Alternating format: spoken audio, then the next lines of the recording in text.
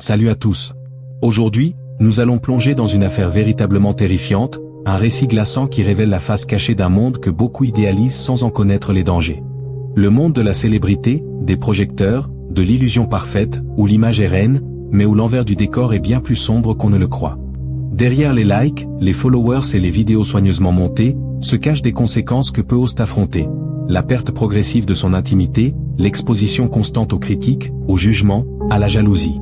Ce qui débute comme une quête de reconnaissance peut rapidement se transformer en un piège psychologique, un engrenage qui broie l'estime de soi, provoque anxiété, épuisement émotionnel, et parfois, finit en tragédie. Anastasia Karlovskaya, originaire de Saint-Pétersbourg, était mieux connue sur les réseaux sociaux sous le pseudonyme de Nastia Gichman. Une jeune femme pétillante, pleine d'énergie, talentueuse, originale et ambitieuse. Elle rêvait, avec une détermination farouche, de devenir une star d'Internet. Et elle y parvint. En seulement quelques années, elle rassembla plus de 300 000 abonnés sur ses différents comptes. Son univers haut en couleurs, son style unique, sa créativité sans limite lui valurent l'admiration d'une large communauté en ligne. Mais derrière cet éclat numérique se cachait une réalité beaucoup plus fragile. Car si Anastasia brillait à l'écran, dans la vie réelle, elle luttait pour trouver la paix. Elle était à la veille d'un nouveau départ, prête à tourner la page sur un passé difficile. Mais ce rêve d'un avenir plus doux fut violemment brisé par une trahison. Une trahison d'une cruauté absolue. Un être qu'elle avait aimé, en qui elle avait placé sa confiance, allait mettre fin à son histoire de manière brutale et irréversible. Anastasia est née le 7 février 1996 dans la ville de Saint-Pétersbourg. Elle était l'unique enfant issu de l'union de ses parents. Dès les premiers mois de sa vie, elle dut faire face à l'absence d'un père. Un homme miné par l'alcool, incapable d'assumer ses responsabilités. Peu de temps après sa naissance, il quitta le foyer, abandonnant sa compagne, Elena, à son sort. Cette dernière se retrouva seule, forcée de cumuler 2 emplois pour subvenir aux besoins de sa fille. Malgré tous ses efforts, Elena peinait à joindre les deux bouts. Leur quotidien était marqué par la précarité, le manque, les sacrifices. Le père d'Anastasia disparut totalement de leur vie. Aucun soutien financier, aucun appel, aucune carte d'anniversaire. Rien. Un vide absolu. Anastasia grandit seule avec sa mère dans une petite chambre exiguë, située dans un dortoir en périphérie de la ville. Les conditions de vie y étaient particulièrement difficiles. Il n'y avait même pas assez de place pour 2 lits. Jusqu'à l'âge de 12 ans, Anastasia dormait dans le même lit que sa mère. Aucun espace personnel, aucune intimité, aucun refuge. À l'adolescence, la situation ne changea pas. Pas de coin à elle, pas même un petit bureau où rêver ou écrire un journal. Ce manque cruel d'intimité l'affectait profondément. Elle se sentait étouffée, emprisonnée dans un quotidien figé, sans échappatoire possible. Au printemps 2008, un changement s'imposa.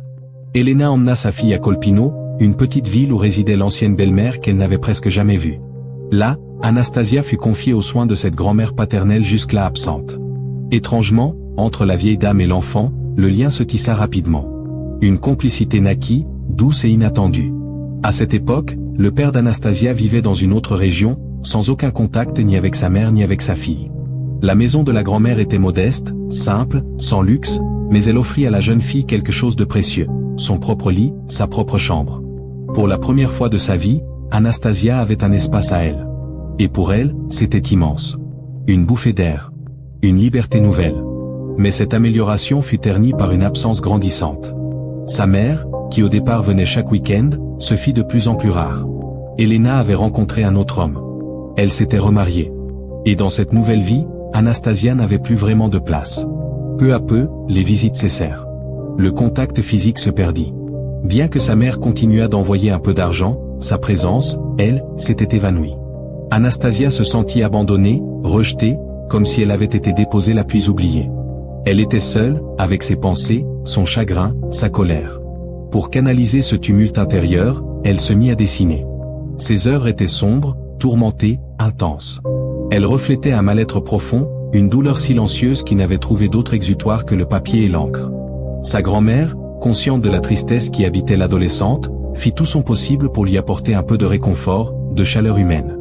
Mais le vide laissé par sa mère restait béant. Rien ne pouvait vraiment le combler. Sa grand-mère, consciente de l'abandon dont sa petite fille était victime, fit tout ce qui était en son pouvoir pour combler l'absence des parents d'Anastasia. Elle l'entoura d'affection, de chaleur, d'encouragement. Elle devint pour elle un véritable pilier, une figure de stabilité dans un monde où tout semblait fragile. Elle soutint pleinement son élan créatif, s'assurant que la jeune fille ait toujours de quoi dessiner, peindre, inventer. Feuilles, crayons, encre, carnet, tout ce dont Anastasia avait besoin pour exprimer ses émotions à travers l'art lui était offert avec bienveillance. À l'âge de 15 ans, Anastasia commença à exprimer le désir de se faire tatouer et de porter des piercings. Un souhait qui, pour beaucoup, aurait été perçu comme de la rébellion. Mais sa grand-mère, fidèle à sa douceur, ne la réprimanda pas. Elle ne cria pas, ne s'opposa pas. Elle posa simplement une question, est-ce que cela te rendra heureuse? Et lorsque la réponse fut un oui sincère, elle lui donna l'argent nécessaire, puis l'accompagna elle-même au salon. Ce geste, simple en apparence, marqua le début d'une métamorphose profonde. Anastasia commença peu à peu à transformer son apparence. Elle imagina ses propres tatouages, qu'elle dessinait soigneusement avant de les faire graver sur sa peau. C'était plus qu'un simple acte esthétique, c'était une déclaration d'indépendance, une façon de reprendre le contrôle de son corps et de sa narration. Elle nourrissait une passion ardente pour la culture populaire coréenne, son esthétique novatrice et raffinée, et adorait les univers animés du Japon. Elle assistait régulièrement à des conventions de comics, se lançait dans des concours de cosplay et se métamorphosait avec brio en ses personnages favoris. Chaque transformation la rendait plus audacieuse, plus visible. Elle n'était plus une adolescente ordinaire, elle captait tous les regards, et suscitait l'admiration. Alors qu'elle était encore au lycée, Anastasia fit l'acquisition de sa première machine à tatouer rudimentaire. Elle débuta en tatouant sa propre peau, puis celle de ses amis. Ce fut là sa toute première source de revenus personnels. Au fil du temps, elle affina son geste, perfectionna son art, gagna en expérience et en assurance. Ses créations devinrent plus précises, plus complexes, et révélèrent un véritable talent artistique. Lorsqu'elle atteignit sa majorité, son corps était presque entièrement recouvert d'encre. La peau nue devenait rare. De ses tatouages, elle les avait réalisés elle-même. Pour les zones inaccessibles, elle faisait appel à d'autres artistes, mais toujours à partir de ses propres dessins originaux. En parallèle de cette passion pour le tatouage, Anastasia développa un goût prononcé pour les piercings. Ses oreilles étaient ornées de multiples anneaux et bijoux, mais aussi son nez, sa lèvre, sa langue, son nombril, et d'autres endroits plus discrets. Plus tard, elle alla jusqu'à tatouer certaines parties de son visage. Elle redessina la forme de ses lèvres, augmenta leur volume, porta régulièrement des lentilles de couleur, changea de style capillaire au gré de ses envies. Elle ne voulait pas simplement créer de l'art, elle voulait être une œuvre d'art à part entière. Une sculpture vivante, mouvante, en constante évolution. Cependant, derrière cette transformation flamboyante se cachaient des douleurs profondes. Durant son adolescence, Anastasia lutta contre de sérieuses fragilités émotionnelles, dont un trouble alimentaire sévère. Elle mangeait à peine, son poids chuta de manière alarmante, et elle frôla à plusieurs reprises des complications graves pour sa santé. Avec du temps et une certaine force intérieure, elle réussit à stabiliser son alimentation, à reprendre pied, mais elle demeura frêle, presque éthérée. Pourtant, Anastasia percevait son apparence comme un avantage. Son allure élancée, sa silhouette fine, lui permettait d'incarner à la perfection les héroïnes de ses mangas et bandes dessinées préférées. Après avoir terminé le lycée, elle fit un choix inattendu. Elle s'inscrivit dans un collège technique pour apprendre la mécanique automobile. Un domaine peu commun pour une jeune femme, mais qui la fascinait depuis l'enfance. Elle voulait comprendre comment les machines fonctionnaient, comment les pièces s'imbriquaient, comment on pouvait donner vie à un moteur inerte. En parallèle, elle suivait des cours d'informatique, apprenait le codage et le design web. Elle combinait tous ses apprentissages avec son travail de tatoueuse dans un petit studio local. Et pendant ses rares heures libres, elle dessinait sans relâche. De nouvelles figures, de nouveaux mondes, des créatures étranges ou flamboyantes. L'imagination d'Anastasia semblait sans fin. À seulement 16 ans, elle lança plusieurs profils sur les plateformes sociales les plus en vogue.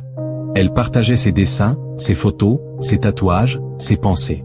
Elle échangeait directement avec ceux qui la suivaient, leur confiant ses aspirations, ses coups de cœur, ses luttes. Son style unique, à la croisée des influences gothiques et de l'univers anime, captait l'attention. Elle avait un don pour raconter, pour captiver, pour fédérer. Son nombre d'abonnés grimpa en flèche.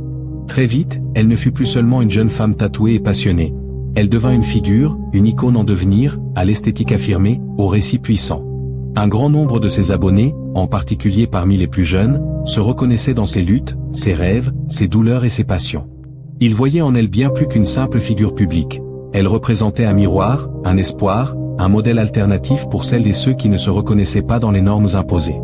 Ils la soutenaient activement, avec des commentaires bienveillants, des likes enthousiastes, et en s'abonnant massivement à ses comptes. Peu à peu, Anastasia bâtit autour d'elle une communauté fidèle et engagée. Un cercle de passionnés de culture japonaise, de fans d'anime, d'admirateurs de tatouages et de piercings, d'amateurs de cosplay et d'âmes sensibles qui partageaient sa vision du monde, parfois marginale mais toujours sincère. Sans même s'en rendre compte, Anastasia était devenue une influenceuse. Sa voix comptait. Ses paroles touchaient. Et son audience grandissait à vue d'œil. Avec cette notoriété montante, vinrent les premières propositions de collaboration, les débuts de partenariats commerciaux.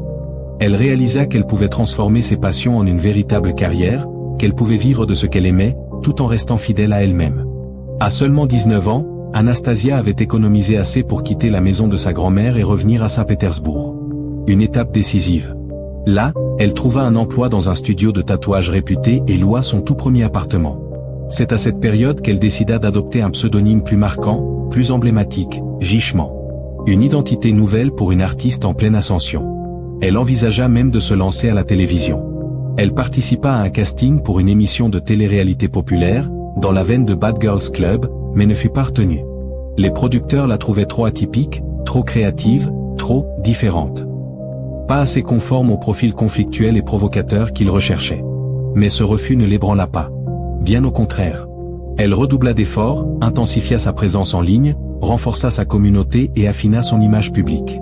En 2019, à seulement 23 ans, Anastasia était devenue une tatoueuse reconnue, sollicitée, admirée. Elle gagnait bien sa vie, formait d'autres artistes, partageait son savoir-faire avec une générosité rare. En parallèle, elle proposait aussi des cours de conception web, élargissant encore son spectre de compétences. Cette même année, elle fit ses débuts sur TikTok, et sa notoriété explosa littéralement. Son nombre d'abonnés s'envola. Elle franchit les 300 000 followers, mais elle ne comptait pas s'arrêter là. Son objectif était clair, atteindre le million. Elle en avait l'énergie, le talent, l'aura. Tout semblait possible. Jusqu'au jour où un homme entra dans sa vie. Un homme qui allait éteindre sa lumière, briser son élan, puis, inévitablement, la conduire à la mort. Son nom, Dimitri Chernyshov. Dimitri est né le 15 février 1998 dans la ville de MSK. Sa vie commença sous le signe du deuil. Sa mère mourut alors qu'il était encore très jeune, ne lui laissant que de vagues souvenirs, des images floues, des sensations fragmentées. Peu de temps après, son père se remaria. Sa nouvelle épouse devint donc la belle-mère de Dimitri, une femme distante, froide, incapable d'offrir l'amour ou l'attention dont un enfant a besoin pour se construire. Privé de tendresse, Dimitri grandit dans la solitude, le silence, l'effacement. Il était réservé, effacé, presque invisible.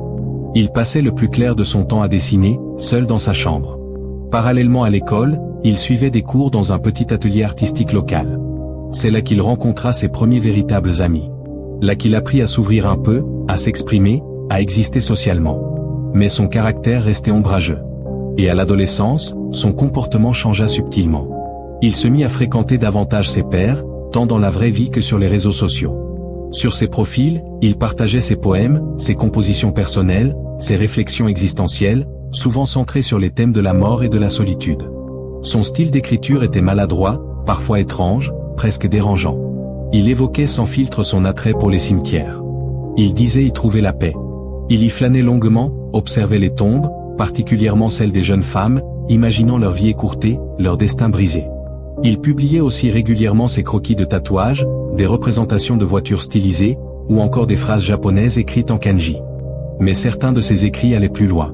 Ils abordaient sa vision de la femme idéale, non seulement en termes de personnalité, mais aussi d'apparence physique et d'âge.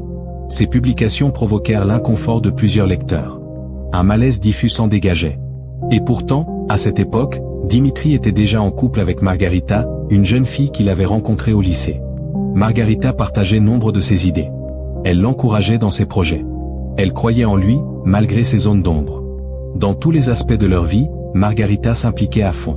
Alors, lorsque Dimitri prit la décision de s'installer à Saint-Pétersbourg en 2017, elle ne s'y opposa pas.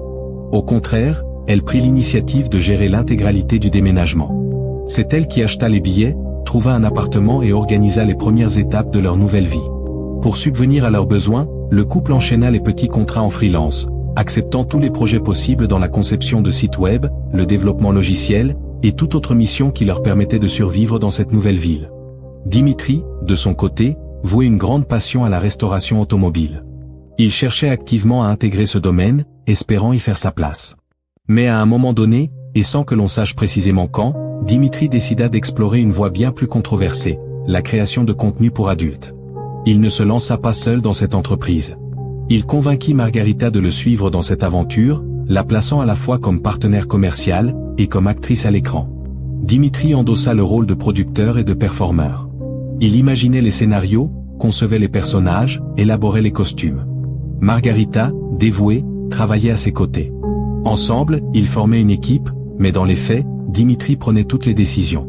Les revenus générés par cette activité officieuse et sulfureuse étaient relativement satisfaisants, mais Dimitri gardait l'essentiel de l'argent pour lui. Il gérait seul les finances, ne laissant à Margarita que peu de contrôle. Pourtant, elle ne protestait pas. Elle lui faisait une confiance aveugle, se reposant entièrement sur lui pour orienter leur futur. En 2020, Dimitri affichait fièrement un symbole de réussite, une Mercedes-Benz flambant neuve. Il n'hésitait pas à l'exhiber sur les réseaux sociaux comme preuve de son ascension. Mais cette image lisse et contrôlée dissimulait un passé déjà entaché. Car Dimitri avait 2 condamnations à son actif. La première, pour vol, avait été prononcée avant son déménagement à Saint-Pétersbourg. La seconde concernait son refus de se conformer au service militaire obligatoire. Ces infractions eurent pour conséquence une interdiction de quitter le pays, une contrainte juridique qu'il semblait ignorer avec indifférence. C'est dans ce contexte qu'un événement allait tout faire basculer. Margarita se rendit un jour dans un studio de tatouage à la recherche d'un nouvel artiste. Elle y rencontra Anastasia Gichman. Ce fut une rencontre marquante. Les 2 jeunes femmes se lièrent d'amitié instantanément. Anastasia travailla avec minutie, précision et créativité. Margarita fut absolument ravie du résultat. Elle fut si impressionnée qu'elle n'hésita pas une seconde à recommander Anastasia à son compagnon lorsque ce dernier évoqua l'envie de se faire tatouer. Elle la présenta comme l'une des meilleures dans son domaine. Dimitri prit rendez-vous, apporta ses croquis, et collabora avec Anastasia pour affiner le dessin. Ensemble, ils planifièrent plusieurs séances afin de finaliser l'œuvre. Dès leur première rencontre, une tension particulière s'installa entre eux. Quelque chose d'évident, d'inattendu. Une étincelle. Au fil des rendez-vous, leur complicité s'intensifia. Ce qui n'était que de simples échanges se transforma en conversations plus intimes, plus profondes. Ils se découvrirent de nombreux points communs. Tous 2 avaient grandi dans des foyers brisés, marqués par l'absence affective et l'indifférence familiale. Tous 2 étaient des artistes passionnés, des âmes sensibles, fascinés par l'univers des tatouages, de l'animation japonaise et des voitures. Mais surtout, ils partageaient une ambition commune et dévorante, celle de réussir à tout prix, de briller sous les projecteurs, quel qu'en soit le prix. Leur lien se renforça rapidement. Ils commencèrent à se voir en dehors du studio. Ils assistaient ensemble à des salons automobiles, des conventions de tatouage, des événements dédiés à la culture anime. Ce qui avait commencé comme une simple amitié dériva vers une liaison fougueuse et secrète. Mais ce secret n'allait pas le rester longtemps. Car Dimitri était toujours en couple avec Margarita, avec qui il partageait sa vie depuis près de 5 ans. Lorsque Margarita comprit ce qui se tramait, ce fut un choc. Elle regretta amèrement d'avoir présenté son compagnon à la singulière et excentrique Anastasia. Elle tenta d'abord de gérer la situation avec calme. Elle entama des conversations, posa des questions. Mais les réponses de Dimitri étaient floues, évasives, dénuées de sincérité. Peu à peu, la tension monta. Margarita ne pouvait plus faire semblant. Elle commença à exprimer ouvertement sa jalousie, à formuler des exigences, à lui demander de couper les ponts avec Anastasia. Face à ses supplications, Dimitri promit qu'il mettrait un terme à cette relation. Mais ses promesses ne furent jamais tenues. Margarita, bien qu'elle eût parfaitement compris ce qui se passait, était incapable de tourner la page. Elle s'accrochait désespérément à cet homme pour qui elle avait sacrifié tant de choses. Elle avait quitté sa ville natale pour lui. Elle avait accepté de travailler dans un milieu controversé à sa demande. Et elle l'avait soutenu, contre vent et marée. Pourtant, rien de tout cela ne suffirait à empêcher ce qui allait suivre.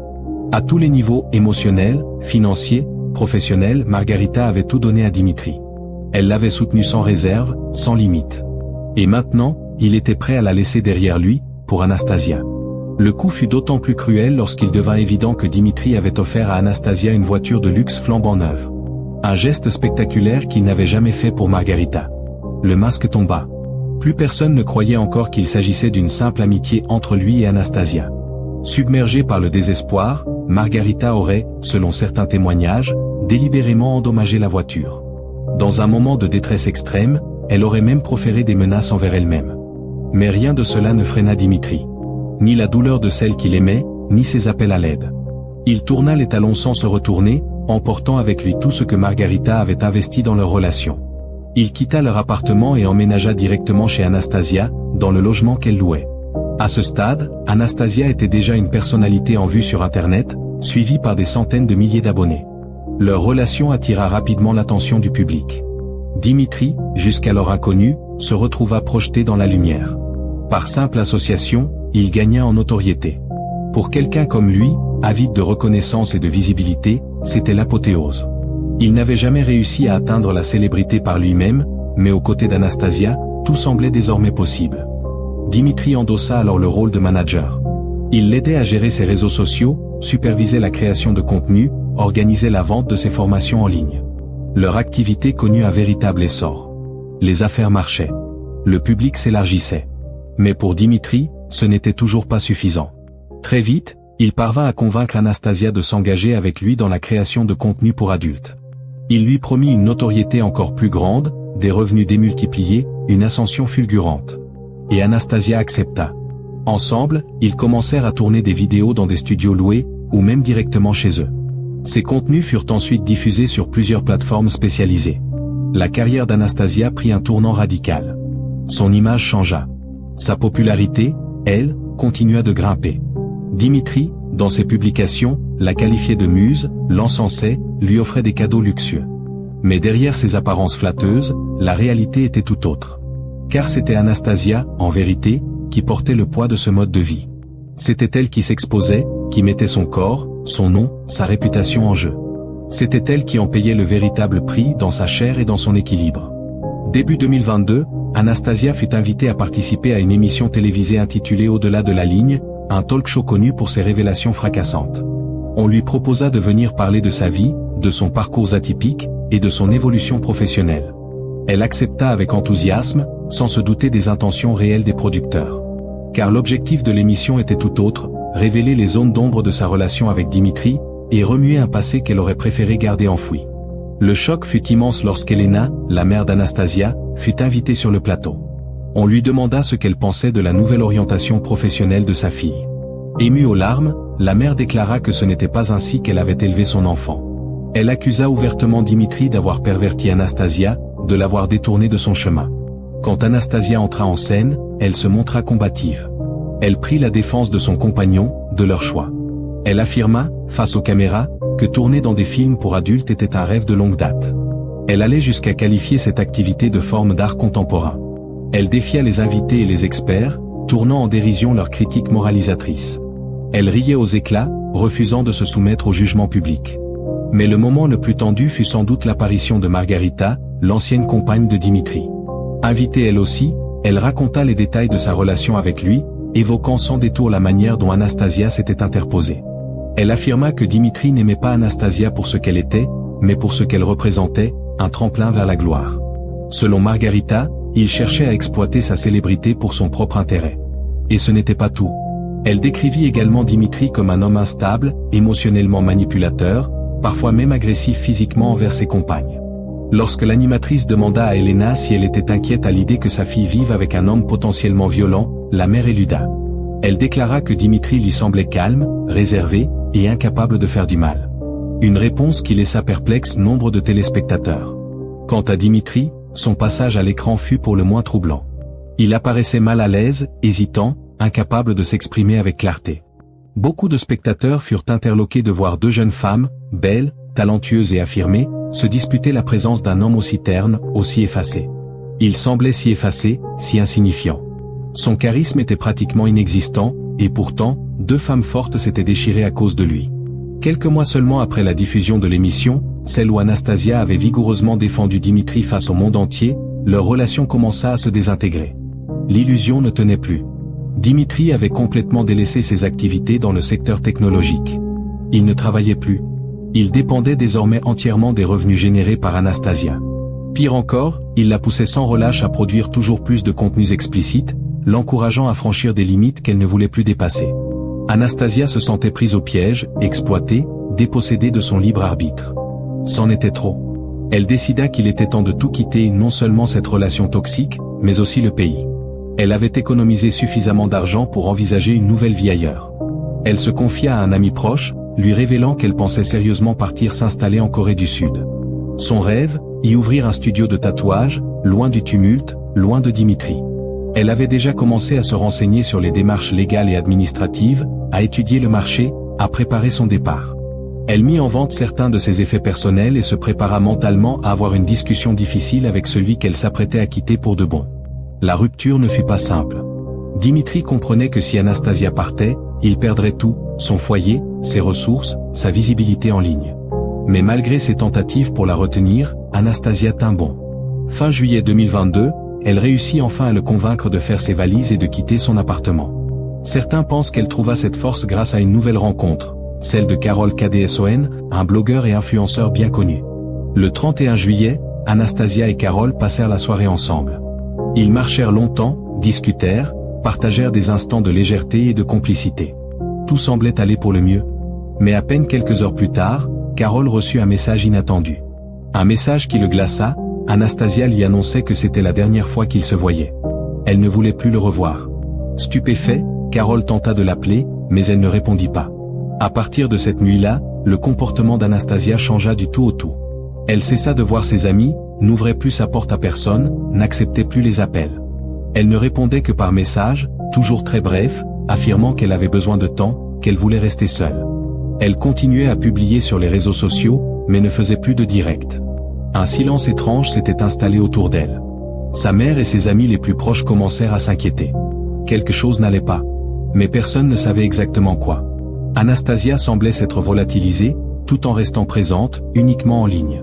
Le 2 août, une amie proche d'Anastasia croisa Dimitri lors d'un événement social.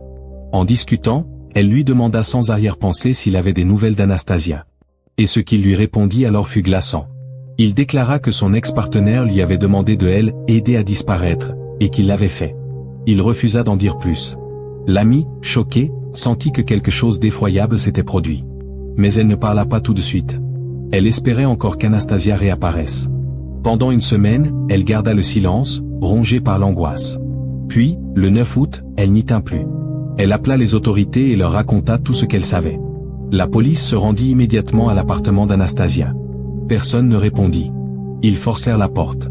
Ce qu'ils découvrirent à l'intérieur était chaotique et terrifiant. Des valises à moitié bouclées jonchaient le sol. Le lit était détrempé. Et dans la salle de bain, gisait le corps sans vie d'Anastasia. Elle avait 26 ans. Elle était portée disparue depuis plus d'une semaine. Son corps, déjà en décomposition, témoignait de l'horreur.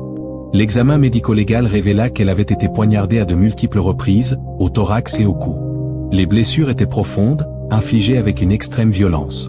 Tout laissait à penser qu'elle était en plein préparatif de départ lorsqu'elle fut brutalement attaquée. Le principal suspect fut immédiatement identifié, Dimitri. Il fut arrêté dès le lendemain. Les enquêteurs reconstituèrent rapidement les dernières heures.